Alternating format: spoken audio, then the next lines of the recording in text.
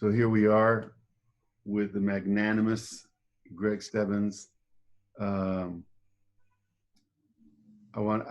have only one thing to say is I really got to know him over the years, but my first getting to know him was in Hawaii with JR, and JR would fly me to different places and you guys would have meetings with him. That's all I'm a fly on the wall for many years as JR's sidekick, schlepper, and wait there kind of guy, or don't say anything, just sit down. And then, and I would,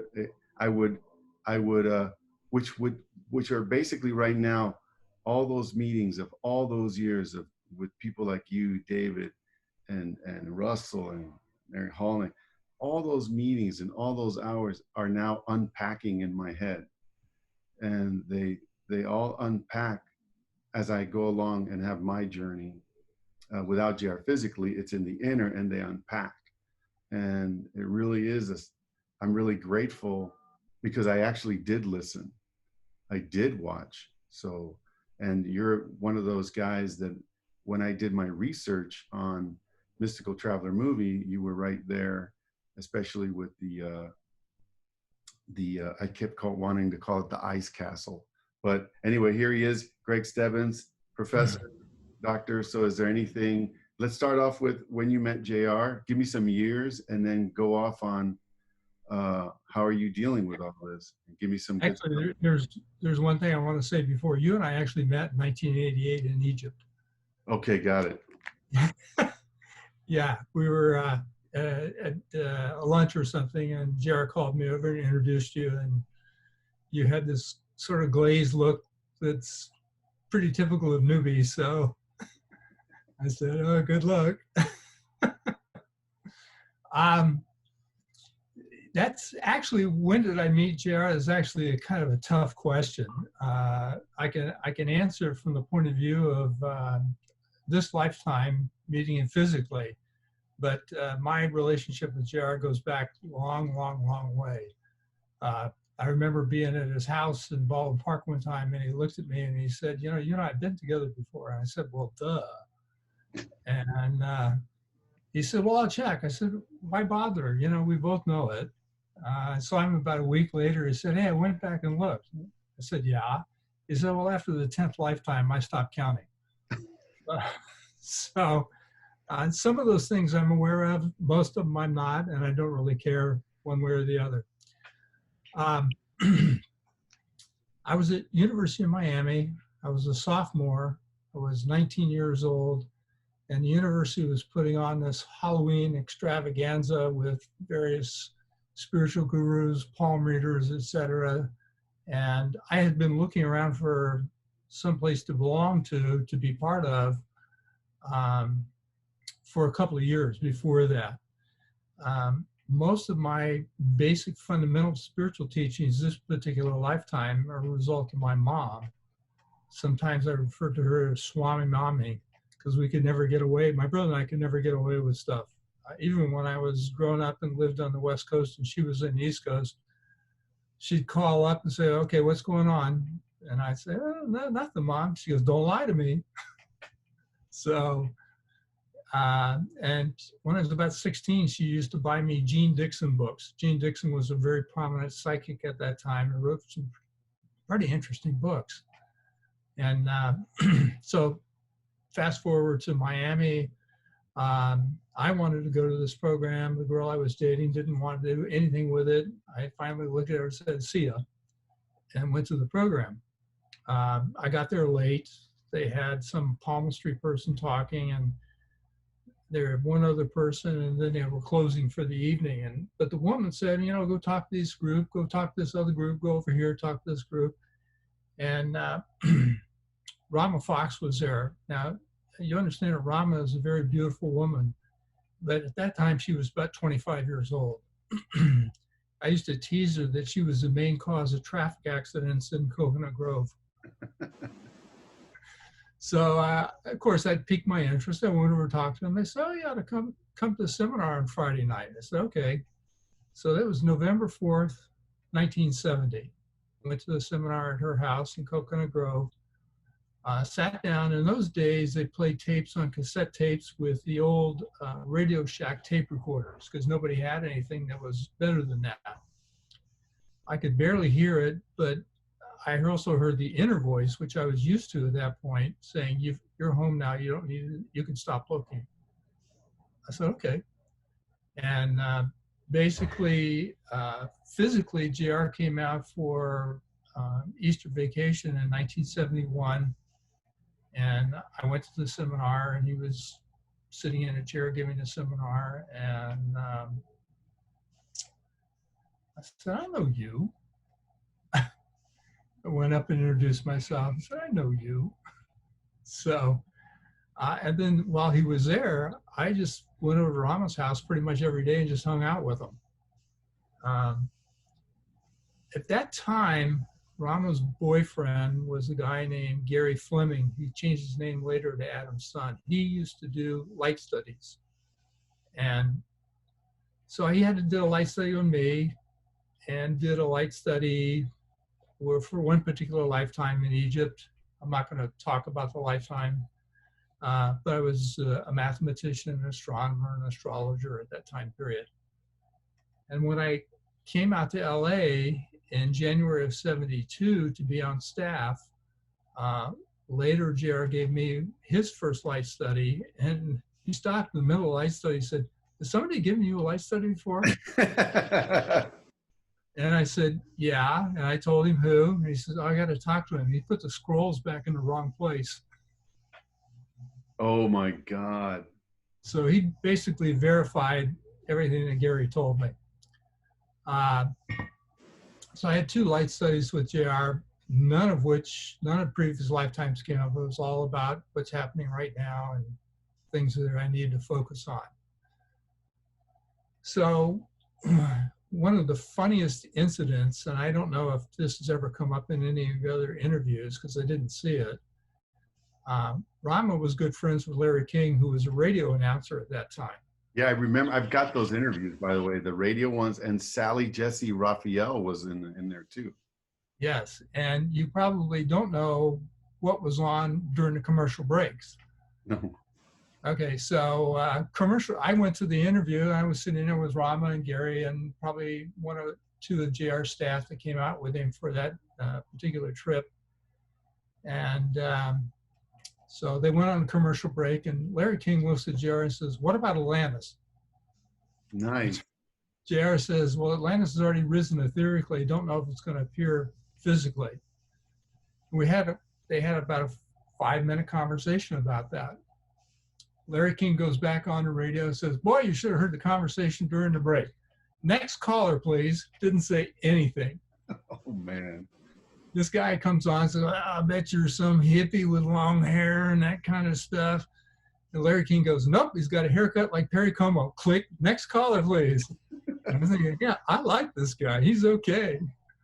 So then we went to a bunch of movies, and basically I hung out. He came out in Thanksgiving time frame in 1971, and he and I were sitting in Rama's den, and that's when I said, "Look, I want to come out to California and work with you." And Michael's son had already left, so there were 3 of us that came out from Florida. Michael's son came first, I came second, and Edgar Vaitia came third. I have to ask you something. Were you on that exploration flight to some island in the Caribbean to look where possibly he might want to do something? Yeah, it was called the New Atlantis Adventure. Okay, wait a minute. I've got the map, but continue, please. I wasn't on that flight, but you could talk to Randy Garver because he was. Oh, wow. Okay, so it was the New Atlantis Adventure, and it was the idea that we were going to put a people center there and that kind of thing. That happened probably about 1972 or 73. And then all of a sudden the energy dissipated on that. And right. I asked her, "Well, why did the energy dissipate?" He said, "Well, 2 reasons. One, eventually that land is going to be underwater. And second, it looks like the government of the Bahamas is going to go very communist." So he pulled the energy back on that and redirected the energy. Yeah. So I drove out in January of 1972 in my little two-seater sports car from Miami. Slept in the bed that was in a Jared's breezeway, enclosed breezeway between the house and the garage. What house? Baldwin? This was in Baldwin Park, right? And as you are well aware, generally JR staff was all of the same size so they could wear each other's clothes. And I think I wore John's hand-me-downs. yeah, well, that didn't really work really well with me because they couldn't wear mine and I certainly couldn't wear theirs. So it was pretty clear that I wasn't a fit. You were 6 feet something, right? They were all small? 6'4", they were all under 6 feet. Gotcha. Yeah. And I was big, very big, muscular. So it looked like they were wearing a kid wearing their father's shirt. So there was a real estate agent in El Monte where Jared did seminars, and she had an extra bedroom. So it was suggested that I go over there. And so I did. And then a bunch of us put together a house in South El Monte that was sort of like the first communal living center for people in MSIA. And this is where I started taking everything I learned about negotiating, because I came back from school one day and there was a do not enter tape on the door. This house is being foreclosed. So I thought, what the hell? I'll call the banker and talk to the banker. I said, well, if we send the rent checks to you, can we still use the house? He goes, heck yeah. So that's what we did. We sent the rent checks to him, which of course made the current owners a little upset, but I didn't care. Then Marge Graham came to me one day and said, hey, I want to show you a place. So we drove down to Whittier and looked at what's called the Light Castle. And she looked at me and said, what do you think? I said, I think we can make this work. She handed me a rental contract, which I signed right there. You got to imagine, Jesus, I was 21 years old. I didn't have a full-time job. The rent was significantly more than I could afford. And I just said, let's do it. So Rick Green was sort of my co-conspirator. He's called John Rick now. And so we were— I thought it was Richard, John Richard, or no? Yeah. Rick, I got tall, it wrong. Tall, Yeah. redhead. Yeah. So we went back over to the house that I already signed the lease for. We were waiting for keys and that kind of stuff. We were walking around the house, and because the house had been vacant for a while, somebody else had decided they were going to plant stuff. So there were all these tall marijuana plants in the back. And Rick and I are looking at each other going, oh, this has only been about 10 years ago. This has been great. So what are we going to do? So we decided that we're just going to pull the plants up and burn them right there. Of course, we ended up teasing each other saying, I don't know, Rick, that smoke's headed your way. You're not seeming to move out of the way very fast. So we burned all that up. Essentially, we had our clothes and not much else to move in. And some other people came forward, like Jim Peterson and a few other people, Vera Sedler, who's no longer involved in MSIA. We put together a house. We had no furniture. We had no refrigerator, no stove to cook on.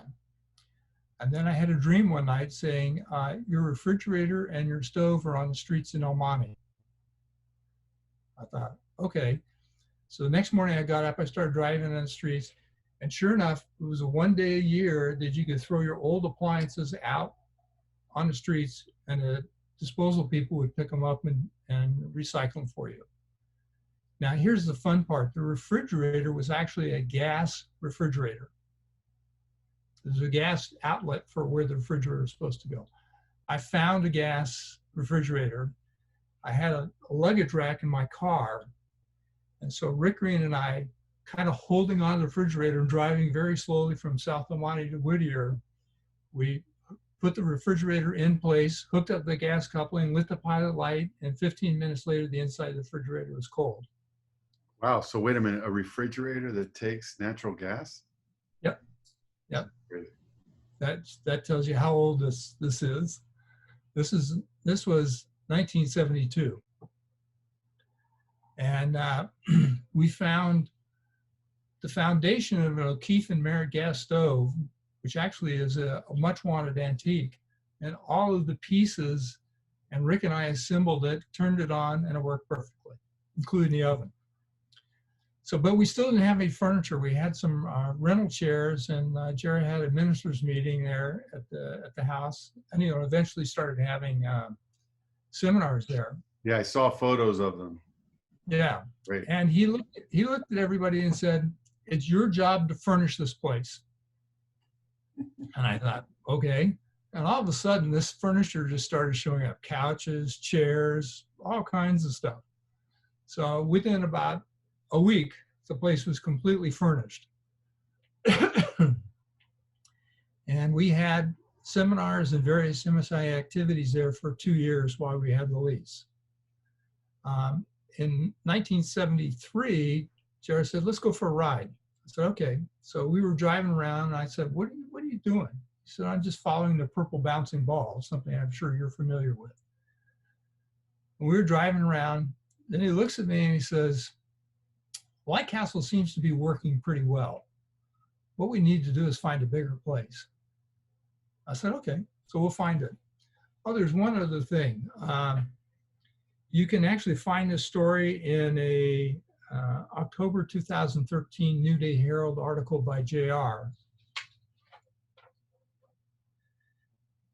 It's a transcription from a JR meeting in 1988 with the JRF staff.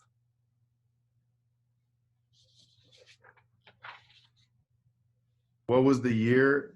2013, October 2013?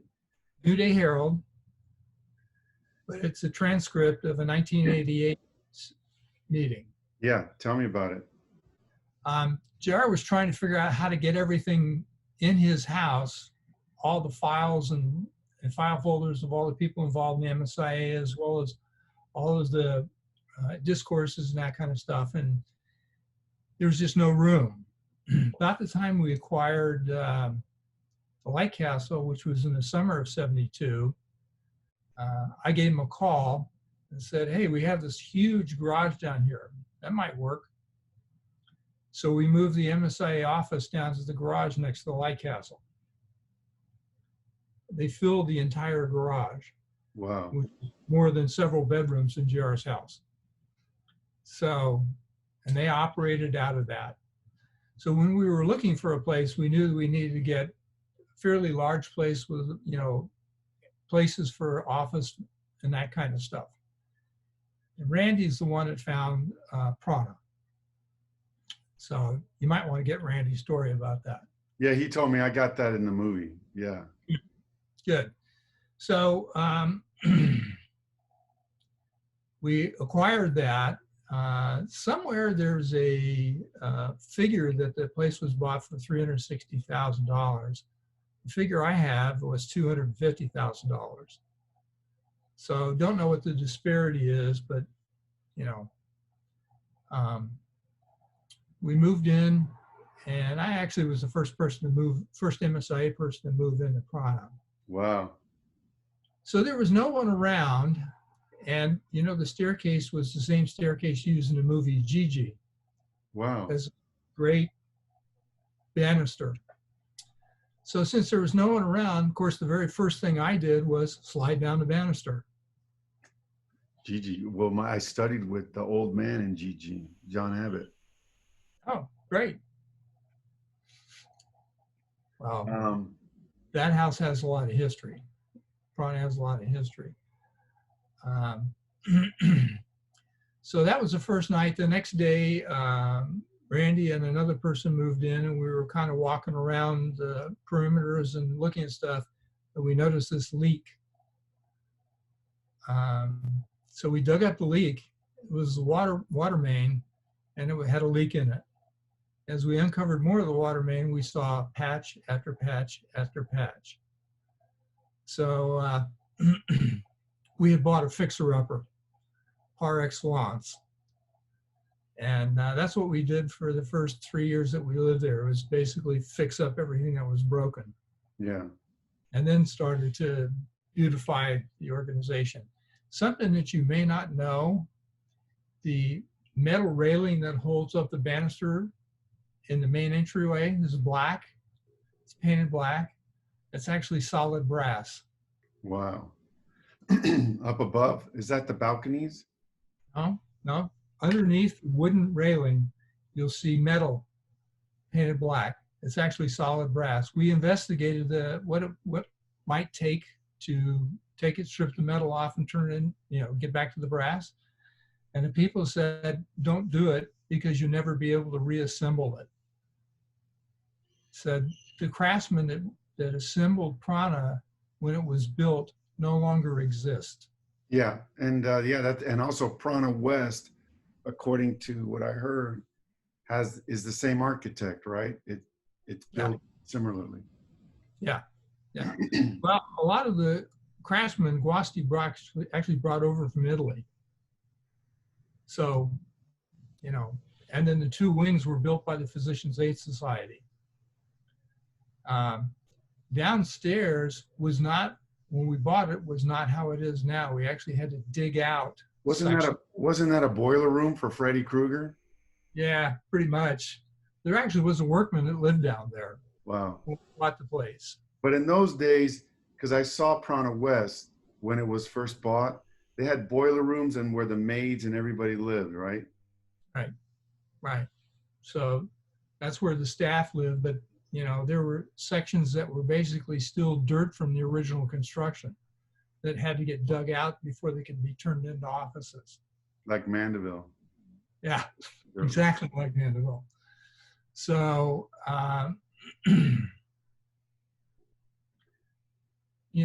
Prana history is pretty well formed. You may not know this, but when I sold my condo in Marina del Rey, Jennifer and I both lived at Prana for about 6 months till we found our house and bought our house in Marina del Rey. And while we were there, we were at a house meeting, and they were announcing that Prana West was finally able to move into, and that so-and-so is going to be there. And then the woman stops and looks at me and she says, "You're the first person to live here at Prana." I said, "Yeah." I said, "Well, by all means, you and Jennifer should be the first person to live at Prana West." So we spent the night at Prana West. Wow. And we didn't know if the heating was working, and it was a really cold night, so we just damn near froze our butts off. But it was great. I remember JR. I did Spiritual Warriors when it was before they started renovating it. It was just the house, how they bought it. And I used it as a set. And I remember JR said we were all creeped out going to the second floor. And JR cleared the second floor ghost. There was a weird energy up on the second floor. Yeah. It actually extended up to the third floor as well. So yeah, they did a great job. What I saw before to what it is now. Oh yeah. It's fantastic. It's very, very different process. So all of these things were. JR was giving seminars 5 nights a week while we were living at the Light Castle. Most of us would caravan to wherever the seminar was, 5 nights a week. Can I ask you a question? Because I play 6 hours of JR every night, basically since March. But I've been doing this, not every night, since COVID, March to now, every night. Took a break at conference. I'm over 100 and something days every night. And we've gone over 400 JR seminars. And of course, I've done the JR marathons. I'm now pinpointing like styles, and when he went metaphysical and when he went insight and when he went Windermere, all a thread of just come and join, get the light, get the traveler. But you definitely must have been around. Jack Faber talked about the three-piece suit JR at Piranha with the blue chair, whether he had a mustache or whatever, or straight hair down. Can you talk about, Jack Faber said it was like 7 years of the Radhaswami stuff, of the Sat Mat stuff, solid. Yeah, pretty much. If you go back to his original seminars in Los Angeles at Yvonne Moshel's house, a lot of them were UFO kind of seminars. And when I got in 1970, that had started to change, and it was more about consciousness and awareness seminars. Then when I was at the Light Castle, JR grew a full beard, had his blue check suit. There's actually some photographs. I was very much into photography, and I said, JR, why don't you let me take some portraits of you? And he said, okay. So I wanted a very high-end 2¼ inch camera, but of course I was broke. I couldn't afford it.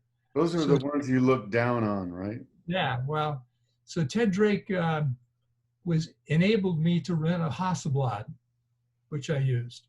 Wow. Which is pretty much top of the line camera. German. Yeah. So we were in the back of the Baldwin Park House taking photographs, and occasionally you'll see some of those photographs appear ever so often. And Jared actually started having a little bald spot at the top, so I had some spray hair stuff covered up, which he particularly didn't like, but he went along with it. He was game for getting the photographs done, and they were great photographs. And like I said, there's still, some of the old photographs where you see the blue check suit with the beard. Those are photographs I took. And is he Shri then? Well, actually, it's a funny story about that. There were a number of people in MSIA. Now we're digging into the real stuff, Greg. Yeah. There were a number of people in MSIA that had come through the various Swami people, but had never really let that go. And so they wanted to change JR into being their guru. So Okay. he used to go on Shri Raj and that kind of stuff. And JR he was okay with it for a while. And then finally he was on his chair at a house meeting and somebody said, well, Shri John Roger, he says, my name is John Roger. You can cut the Shri shit out. Oh, shit. Oh, shit with the Shri. Yeah, exactly. So shortly thereafter, some of those people left because they were no longer getting what they wanted, which was to be this guru, to be worshipped on the chair. Mm. He never put himself in that position. He was always very accessible and very human, and so a lot more than what some people think. So Jack's comment about a time frame where there was a deep connection to the Sant Mat teachings, yes, there was. But Well, I saw the seminars. You have Passage into the Spirit Realms and the loving energy of the travel. All of these things, he's got a chart, and he's really nailing everything and how to do it. Obviously. Yeah. But you have to understand it, and this actually showed up in one of the interview tapes that Larry Bright did. He converged several lines under MSIA. So you mean the Bright Side, those videos I play? Yeah. Okay. So he converts the Sant Mat, he converts the Christ teachings, and he converts some other things. Yes. And that becomes the foundation of MSIA. So when people claim, well, he stole from us, it's like, no, you stole from the guru before you. Well, yeah, I mean, I did all my research. There is no stealing. It is what you need to access. There's no stealing. You need to access it. Well, you can use this. This is an academic term that you find a lot in dissertations. We could not stand so tall if we weren't standing on the shoulders of giants that came before us. I love it. So, it's whose quote? Who did that quote? We need to give him credit. Lost in history. If someone claims ownership of something, I just go, oh, so it was you 3,000 years ago that originally said this. I talked to a lawyer because I wanted, I released an app called Soul Travel, Hmm. and we got a letter from, I don't want to mention who, and Mark's like, well, let's ask JR. JR's like, let it go. But I had a great conversations with this lawyer, and he goes, look, we got a case right now where Brigham, Brigham Yoga, the Brigham, Hmm. that guy, he wanted to copyright yoga positions, and they threw it out of court. You Yeah. can't you can't copyright things that come from God. So Yeah. Well,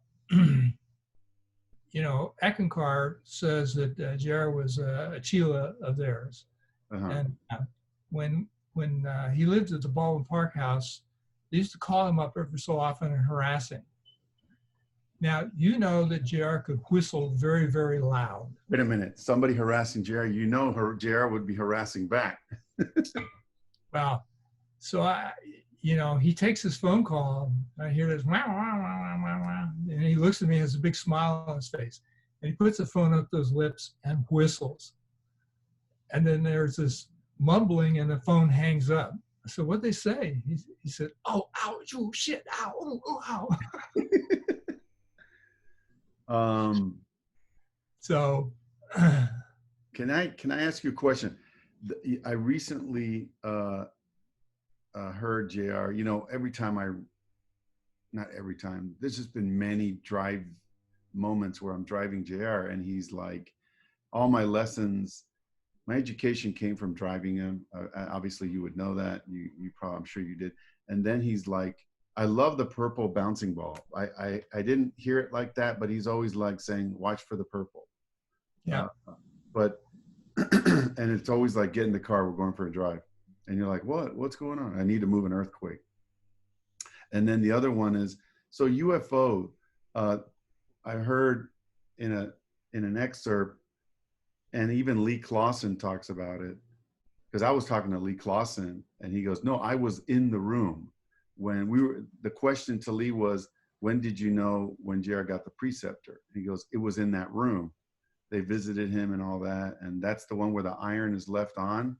And then he wakes up and the iron's off, and it's cool.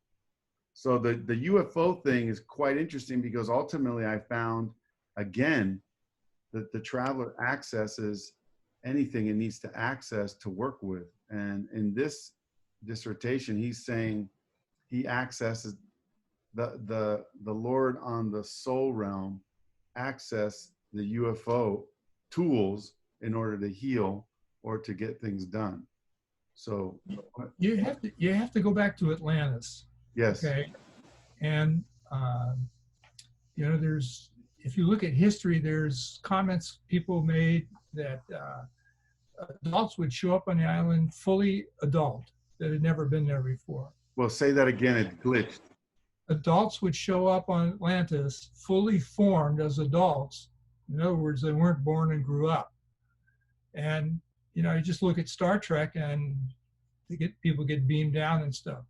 So Atlantis went sideways primarily because of the energy patterns that they were doing, and it ended up destroying the island. And you did a good job in your presentation of that in one of your movies.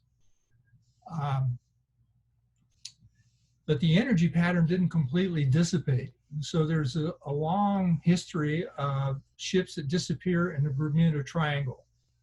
JR said that the people in other dimensions are keeping those portals open so they can zip in and zip out, which is why UFOs kind of zip in, you see them, and then they're gone, because you're jumping dimensions.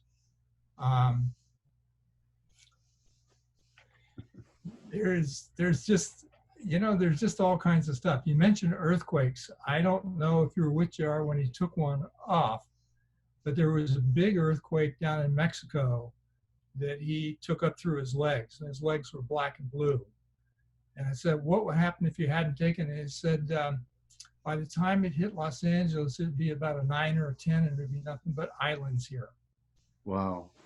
So, and for him, it was like, I did that. Wasn't bragging or anything. It was just like, it's just part of what my job is to do that.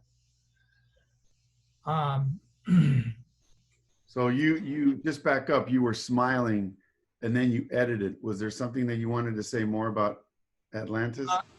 You know, the thing is I have so many synapses bridging in my head. I don't know which story to go to, and it's kind of like it just is flooding all of these. Talk about the first synapses. The synapses. Talk about the first one that you saw.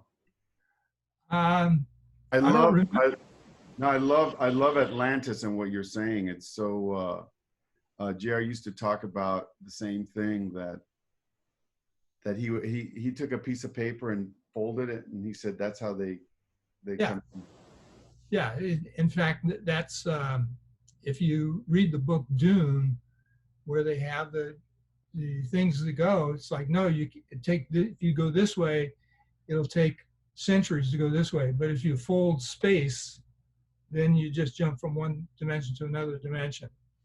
And he loved Dune. With all of the work that's being done in quantum mechanics and stuff, that's probably not too far off.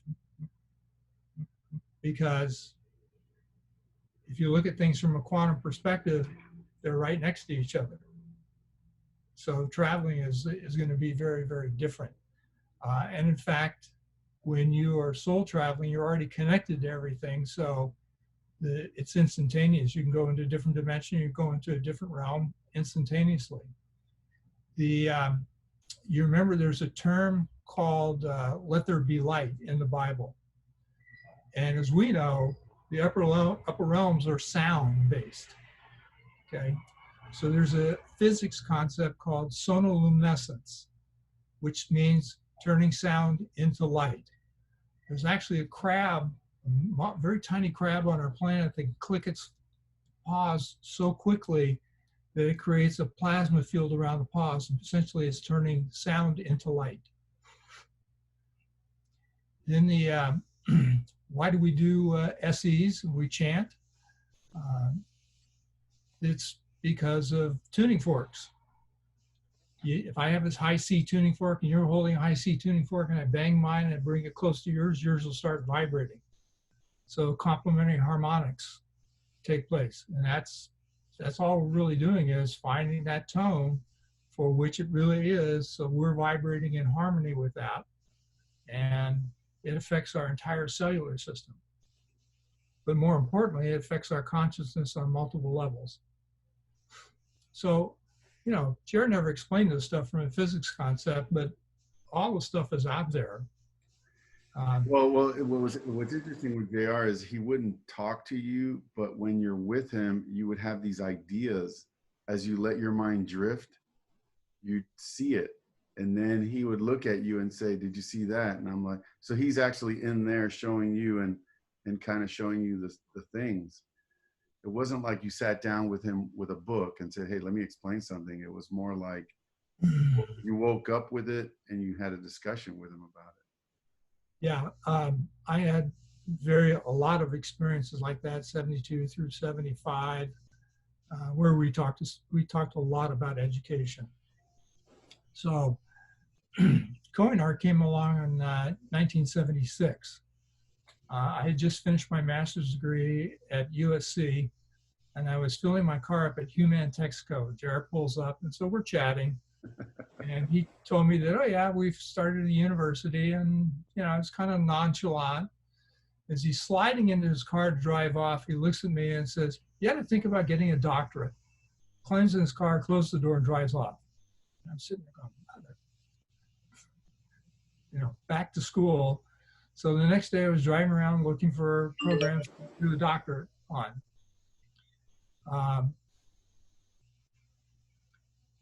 Conference in 1976, we had a meeting at Prana, and he named me as the administrator of the university.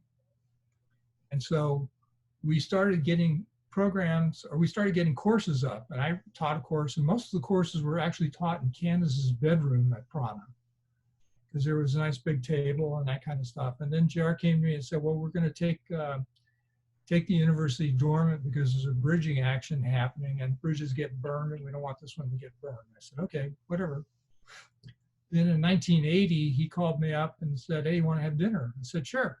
So I show up. One of his favorite places was the Cask and something down in Palisades.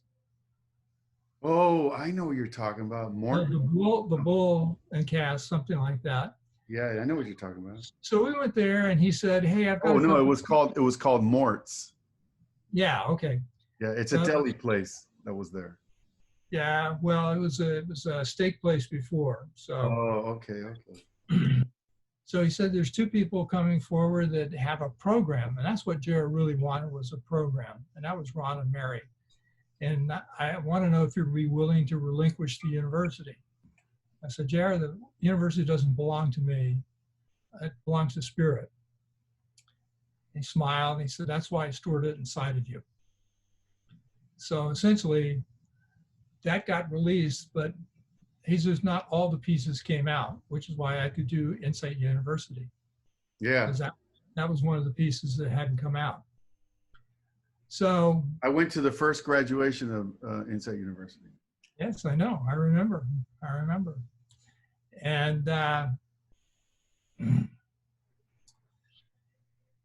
early on, like within about 2 or 3 weeks of moving out to California, we were at a seminar at Marge Graham's, and Jared was talking to this young man, and he turned around and introduced me and said, "This is Robert Waterman. The two of you should get to know each other." And we never talked again till when I was planning to do Insight University, and California had shut down the approval process. So there really was no way to bring the university legitimately in California. So I looked at Nevada, I looked at Arizona, and looked at New Mexico, anything within a 2-hour flight. And John said, "Well, gee, if you're looking at New Mexico, you got to talk to Robert Waterman." So I called Robert up and said hi.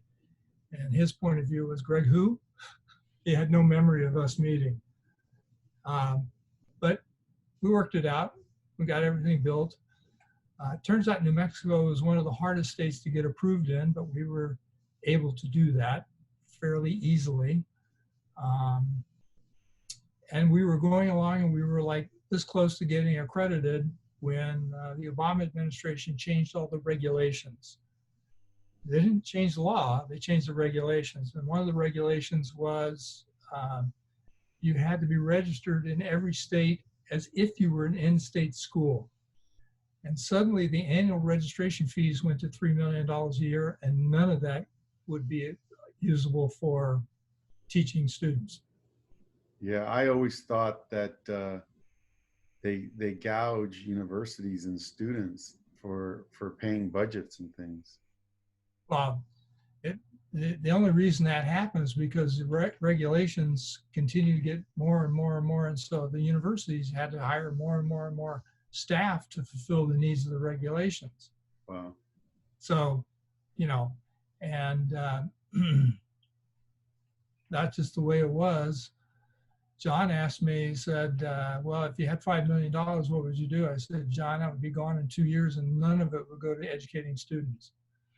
So one of the things I did was I started contacting the various states, seeing what I had to do. California said, "You don't have a physical presence," nothing. Arizona said, "You don't have physical presence," nothing. Contacted Texas, and they sent me a cease and desist letter. It said, "If any of your students graduate, they could be criminally liable." I said, "For what? Getting an education?" By the way, all that, the Corona lockdowns leveled the playing field. I'm sure and you can do anything now online. Well, actually you can't, because Betsy DeVos has not gotten rid of that regulation. It still exists. Wow. So there's actually a pretty tight hold on what can and can't be done in education-wise. And what nailed USM was there were some senators, from California senators, that essentially wanted to close all the free schools, the smaller schools down, and basically have a Cal State system and a Cal University system, and a few independent colleges, like Stanford, USC, that kind of stuff. So that's when the requirement for accreditation came into the state of California. I was the last to graduate USM with accreditation. Yeah. And I mean, it was crazy. And the accreditation, one other rule that the Secretary of Education, Obama Secretary of Education, kicked in was the contact hour to credit hour conversion ratio. If your contact hour was didactic or essentially a speech or a classroom speech, you could get one contact hour equal 1 credit hour. If it was experiential, it required 2 contact hours to get 1 credit hour. So Mary asked me, what does that mean? I said, it means you got to do 8 to 10 hours of lecture every month. And they looked at me and they said, this has totally changed the program. I said, oh, I agree. And that's when they made the decision to change what they were going to do. Yeah, experiential is way better. Yeah. So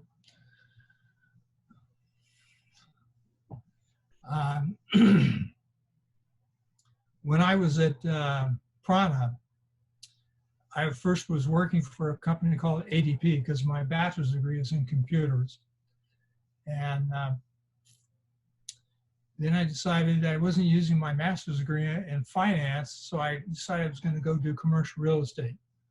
So I joined a commercial real estate company and started being fairly successful. Now you have to understand, in those days, people didn't have a whole lot of money who lived at Prana. They generally were fairly broke. And I was being very, very successful. And so part of that success was measured by custom-made suits and the car you drove. So I closed a big deal. I went down to Manhattan Beach BMW with a cashier's check. It was a rainy Saturday. I looked at the 5 Series BMWs. I said, how much for that one? And they came back and they gave me a price. I said, does that include the tax and license price? The guy says, no. I said, well, give me that price. So he came back and gave me the price. I pulled the cashier's check out of my pocket, said, I'll swap you even. There's a $200 difference. Mine was $200 less than what they were quoting. And I go, oh, it's a cashier's check. So when we picked up the car, Jim Peterson asked me if he could drive the car. I said, sure. So we drove through the gates. It was a Saturday afternoon. Dharma was going on. And Peter Gerler comes over and says, oh, nice car, Jim. Jim goes, well, that's not mine, it's Stebbins. And I still had the sticker in the back window. So Peter does one of these things to look at the sticker. He looks at me and says, well, what's your monthly on this? I go, monthly? He goes, yeah. You know, what are your monthly payments? I go, payments? He looks back, he looks at me and says, you didn't buy this thing for cash. I said, isn't that how you buy a car? That's how JR buys a car. Exactly. So that was Peter Sanderson. I had a birthday party and I had him and Paul Kay come over and we had a nice dinner. And Peter Sanderson was, during the Prana days, you were such a suit. So I was. And at the time I was taking flying lessons and I actually ended up buying an airplane, which you rode in. Yeah, that's a whole other story where we're all, I mean, you could have killed 2 travelers, but you had JR, John in the back. And me up front, and that was in Hawaii. And JR unbelievable how skilled you were because we had crosswinds, remember? Yeah. Well, JR wanted to fly down into the crater, and I said, no way.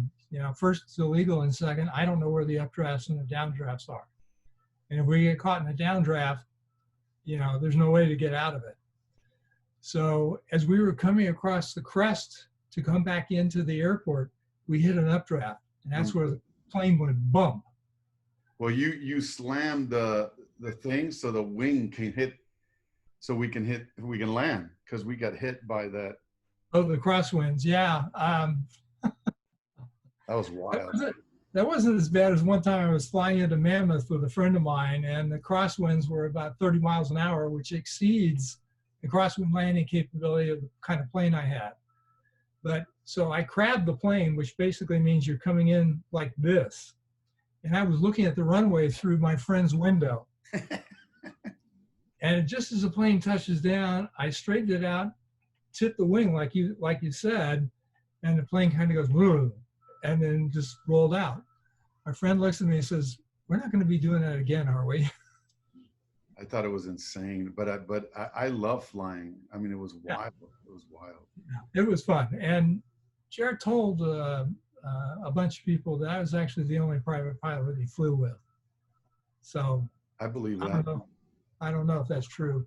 It takes a lot for JR to trust and do that. So, well, you know, his way of doing things is kind of fun. We were a bunch of staff, and this is before you came on staff, and I we drove up to San Luis, or we flew up to San Luis Obispo because we wanted to look at a property up there. And we were looking at the property, and then we're coming back from San Luis Obispo. JR was sitting in the front, and the rest of the staff were sitting in the back. And all of a sudden, the plane just levels out, and it's like on a rail. And I stop and I look at JR, I go, "Having fun?" And he gets this little wry grin on his face. So I knew at that point I could take my hands off the control pattern, my feet off the rudders, and the plane would still go exactly where it's supposed to go. Wow. So, you know, he had abilities with stuff.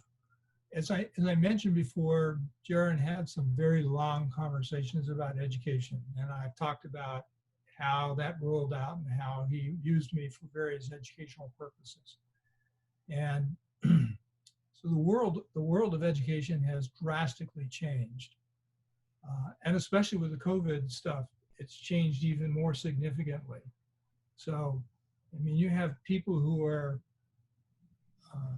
in Stanford's MBA program who are dropping out because their comment has been, "I'm paying $50,000 a semester to be there, to have access to university professors, have robust conversations in class. I did not sign, I'm not going to pay $50,000 to have an advanced Coursera course." Advanced what? Coursera. What's that? Coursera is an online program where you can get Gotcha. training, and, you know, and it's essentially pretty low level stuff.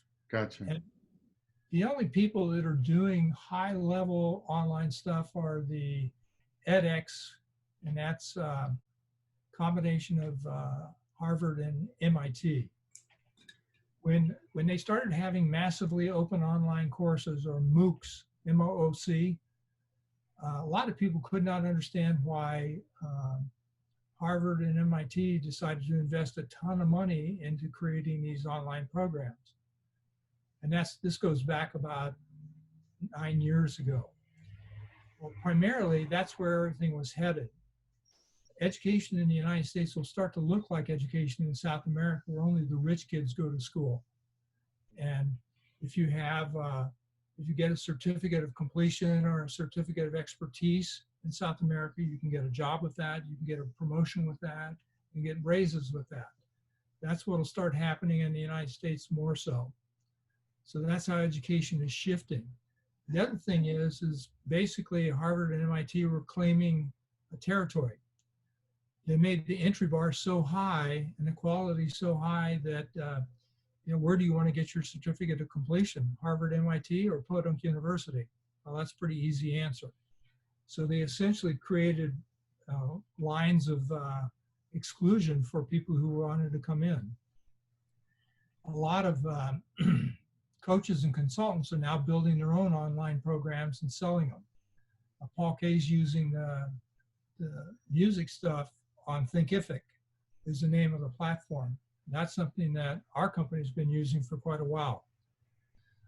So the answer to your question is yes, I'm still very involved in education. And about 30 years ago, I started to shift towards leadership education. The first venue of that was the transformational leadership. And while I was doing transformational leadership, it was very clear that the next level of education was transcendent leadership, where you have the leaders not only learn how to transcend human consciousness and get into a transcendent consciousness, what we refer to in MSIA as soul, but also learn how to facilitate all of the people in their organization to move forward. So from my perspective, if we can get people moving into soul awareness, then we've accomplished our job. From John's perspective, transcendent leadership is soul transcendence. I have no problem with that. In fact, when we first started doing the PTS program, I tried to encourage all the faculty to start writing about transcendence, because the more that's written on it, the more it has gravitas. Now, do you think on a big scale, like I'm looking over you, that really this transcendent leadership thing and this thing that you have inside you is your practical treatise coming out, or your practicum, your practical treatise, because it's repeatable, you're putting it out for others, is really coming out of years of wanting to do this? I mean, what's going on inside of you? It's a combination of things, Jesus. It's years of wanting to do this. It's an assignment from Spirit. And it is also what I've been studying for years. Okay. There was a big push for spirit and business in the 1990s. It kind of flamed out in the early 2000s because people turned it into religion and business. And they said, well, my church says, and then there would be battles within the organization about differences in you know, what one church says versus another church. And finally, the senior management of the organization said, that's enough of that. We'll, you know, keep a neutral stance here. But now it's come back around even more so. I have my academic research. I have a section of my hard drive that keeps articles that talk about spirit and business. Just in the last year, there's been over 300 articles that have been published on it. These are all academic articles. So it's very much a mainstream ground thing. If you want to look at it from a way to capture it, the way to capture it is from Taylor to transcendence. If you look at Frederick Taylor and scientific management at the turn of the last century, where they basically institutionalized fear, they could now measure if someone was being productive or not, which put a lot of fear in the system. And then we went into transactional because of the unions fought this, and management finally said, okay, I'm paying you to complete these transactions. Then as the humanistic venue came out with Maslow and other people, it became transformational leadership, and that's been going on for about 45, 50 years. So now the next step is transcendent. We're really looking at the organization run by transcendent leaders having, not necessarily looking like they're doing anything, but they're holding a consciousness that lifts everybody. So, you know, sort of the subtext on that is conscious leadership, which is a very big thing. You have conscious capitalism, conscious leadership, that kind of stuff. But people don't, as we do, identify the aspects of consciousness: your physical, your imagination, your emotional, your mental, and your unconscious. And then they don't identify transcendent consciousness, which gets up to higher. So essentially what I write about is the sacredness that we'll bring in. And that way I can incorporate religious, spiritual, and indigenous forms of worship, because all of those are sacred. So we're just talking about bringing a sacredness to the organization. What happens in an organization is the vitality increases, because people become more alive when they're treated, you know, at a full high level of respect. So you get this organizational vitality. When the PTS Transcendent Leadership Program was originally thought through, and there was conversations with Paul Kay and myself, it was looked at as a pathway for people to get involved in MSIA. But John has specifically said he wants the program to be for ministers, initiates, and people who are looking at being initiates. So that takes the population size down. What I'm doing with Marcos Kahena and Leslie Boyer is creating an executive program that we think will be the pathway to get people involved more deeply in their own personal growth. And I love it. You know, and we had originally designed, and we had completed the design for a week-long face-to-face experience, about 6 months of online, and then a capstone of a week. But with COVID-19, we had to change that to, a 6-month program, primarily online with synchronous meetings like Zoom meetings like you and I are doing right now, or asynchronous meetings, which is online multimedia stuff. So we're in the process of designing all that right now. So this leads me, it's a perfect segue to what can you give our viewers and really talk from Greg Stebbins, mystical traveler, not with keys, but new JR. What can you offer during this lockdown? Are there some 5 steps or some simple repeatability things that you do that can help? Go for it. Well, I published to test this out. I wrote a bunch of articles for Forbes magazine that are really, Forbes is a pretty conservative business magazine. So I really pushed the envelope thinking that they probably wouldn't publish them. Well, they've actually published every single one of them, which to me says the world is ready for this. So there's 6 keys for transcendent leadership. First one is the main spiritual key, acceptance. And if you sit in any kind of judgment, you literally block yourself from your own progression. So it's just acceptance. Acceptance doesn't mean acquiescence. It doesn't mean you give in. You're just accepting things are, but you're still going to proceed how you proceed. The second one is reverence. Reverence is an interesting word because it's got 2 definitions. The biblical definition, which comes from the Hebrew, is fear. The Greek definition comes from awe. So JR's comment about when you get a chance to see the Lord, all you're going to do is go, oh, wow, that's awe. And so what can you do for yourself to be in awe of yourself, and not a narcissistic awe, but I mean, it's like you really tap into the consciousness of who you are. The third thing is presence. Now, there's 2 forms of presence out there. If you look on the internet, especially YouTube, you'll see education after education on how to have fake it till you make it presence. It's not the presence we're talking about. We're talking about that connection inside of yourself and just being present with that connection inside of yourself. So regardless of what's going on externally or even internally, you're still staying present with it.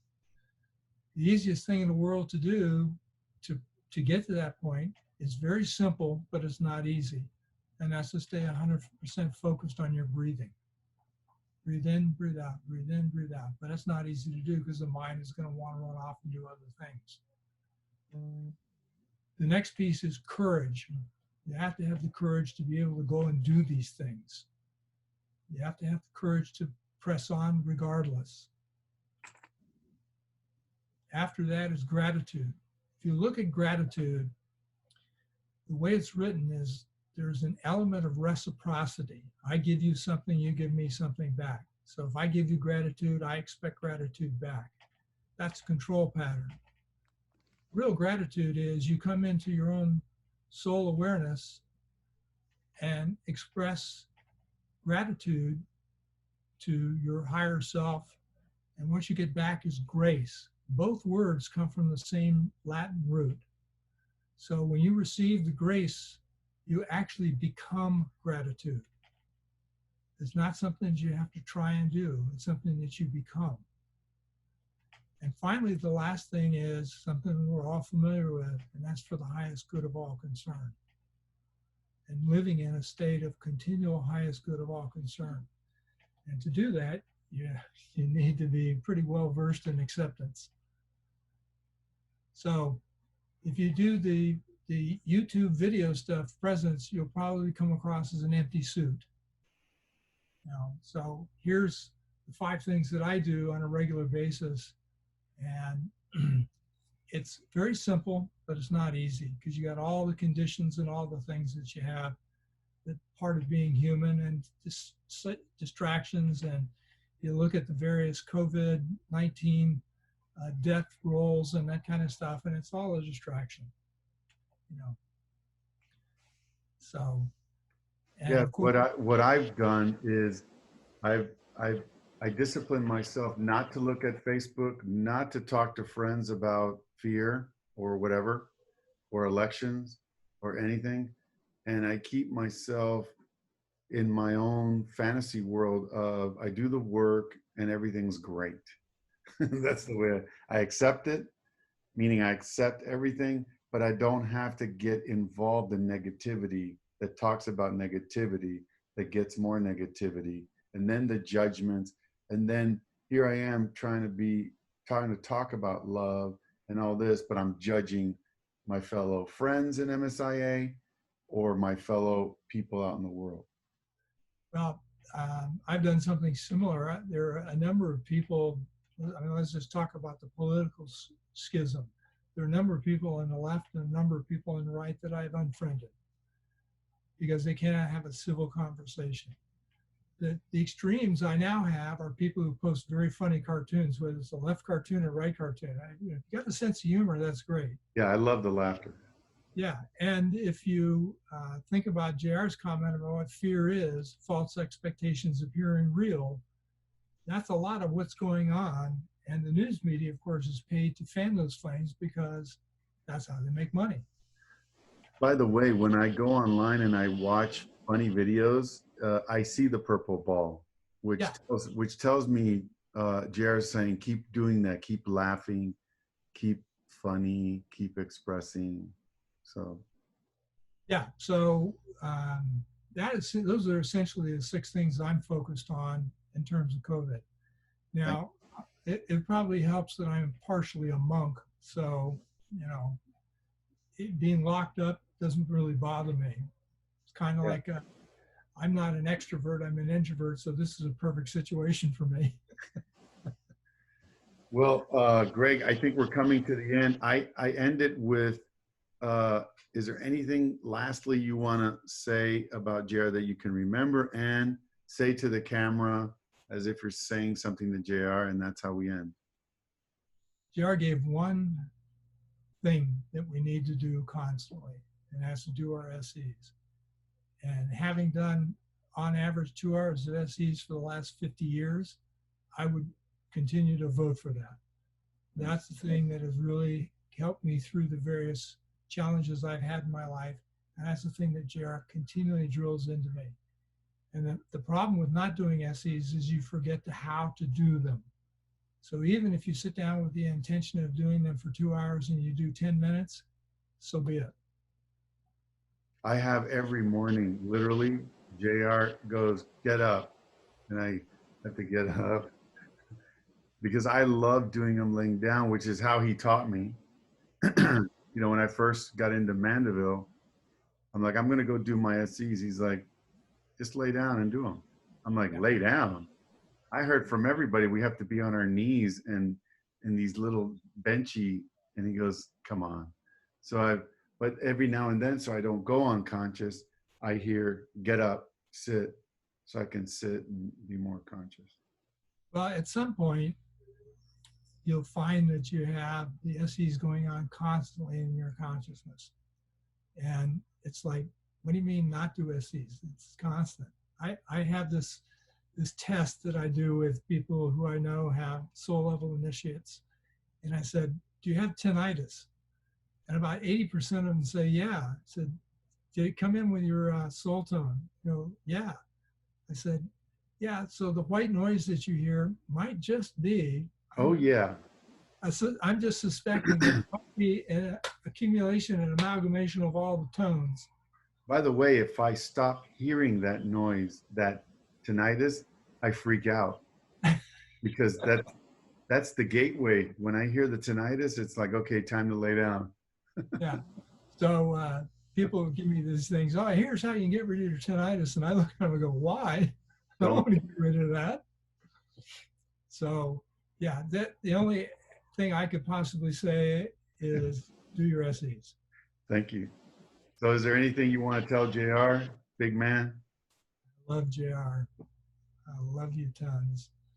We've had a wonderful series of lifetimes together.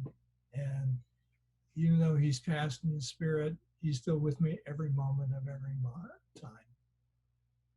Thank you.